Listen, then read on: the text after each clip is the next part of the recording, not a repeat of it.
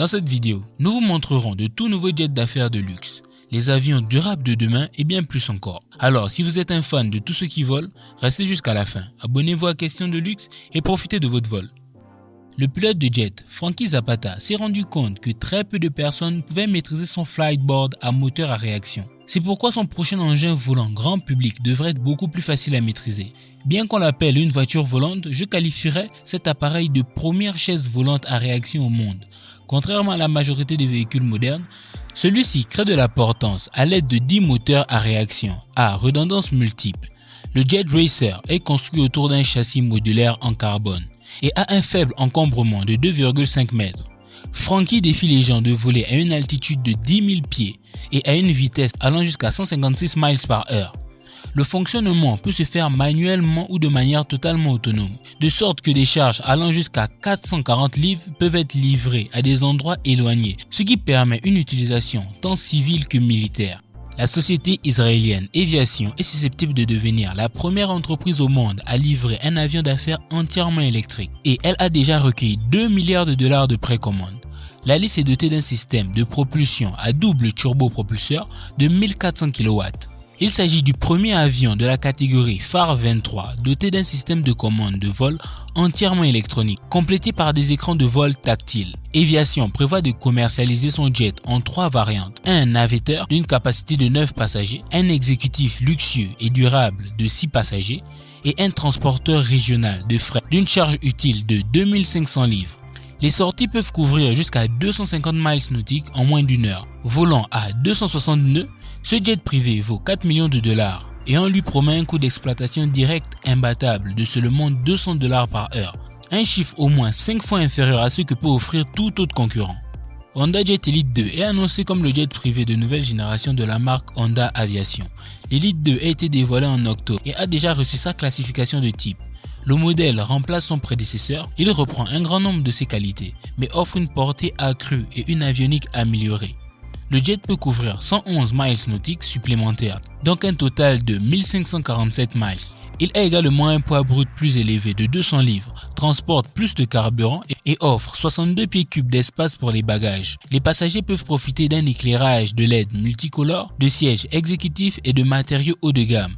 La cabine est équipée de la toute dernière avionique Garmin G3000 avec une interface homme-machine intuitive, un accélérateur automatique et un atterrissage automatique d'urgence. Comme auparavant, la propulsion est assurée par 2 moteurs GE Honda Aero montés au-dessus de l'aile. Enfin, pour 2023, le Honda Jet Elite 2 est proposé dans une édition noire exclusive. En l'espace de 4 ans, Archer Aviation a réussi à franchir de nombreuses étapes. Ils ont établi une base de certification pour un véhicule électrique transportant des passagers auprès de la FAA. On conclut un partenariat stratégique avec United Airlines et l'armée de l'air américaine. Et plus important encore, leur prototype de fabrication a effectué plusieurs vols d'essai, avec une transition du vol stationnaire au vol complet avec les ailes. Le VTOL commercial d'Archer s'appellera Midnight. Il s'agit d'un avion à rotor basculant à 4 places, équipé de 12 moteurs et hélices, d'une batterie de 75 kWh intégrée verticalement et d'une structure composite légère. Le Midnight possède de multiples redondances opérationnelles comme 4 ordinateurs de vol et 2 capteurs d'altitude. Lorsqu'il est en l'air, il ne fait que 45 décibels de bruit et sa vitesse de croisière est de 150 miles par heure. Cet appareil devrait pouvoir être utilisé pour les vols courts de 30 km l'un après l'autre, avec une recharge de 10 minutes. Le Gulfstream G800 va plus loin et vole plus vite que tous les autres Gulfstream fabriqués auparavant. Le nouveau G800 a été créé pour les jours où chaque heure compte. Le jet s'appuie sur des turbofans Rolls-Royce Pearl 700 à forte poussée qui, combinés à des ailes et des winglights de conception avancée, permettent au G800 de parcourir près de 14 816 km. Cette autonomie accrue est accompagnée de sièges ergonomiques ultra confortables fabriqués à la main, plus un nouvel éclairage circadien et d'un système de purification d'air par ionisation de plasma qui fournit un air 100% frais, jamais recyclé. Le nouveau G800 est actuellement proposé en 3 plans d'aménagement avec 3 ou 4 espaces de vie et une capacité de 15 à 19 passagers. Les livraisons devraient commencer en 2023. Auto Celera 500L. Depuis sa première mise en vol en janvier 2018, le Celera 500L a effectué plus de 50 vols d'essai, rapprochant l'avenir du transport d'aide privée à ultra bas coût pour atteindre une économie de carburant de 18 à 25 miles par gallon, soit près de 8 fois mieux qu'un jet ordinaire de même taille. L'avion était doté d'une forme de balle qui réduit considérablement la traînée en canalisant l'air en douceur sur la surface. La conception et l'écoulement laminaire est également appliqué aux ailes, qui ont été dotées d'extrémités d'ailes ultra longues pour la stabilité latérale. Bien qu'elles jouent un rôle important dans l'économie du carburant, ces innovations ne peuvent faire la différence sans une source de propulsion appropriée. Le nouvel avion utilise une seule hélice à 5 pales, située derrière la cabine, dans une configuration de poussée. Lorsque les premières versions commerciales arriveront en 2025, le jet de taille moyenne pourra voler d'un côté à l'autre des États-Unis et transporter 6 passagers. Le rêve d'un avenir supersonique durable n'est pas mort. Avec un programme Concorde, ou du moins c'est ce que Boom Aerospace, basé au Colorado, veut nous faire croire.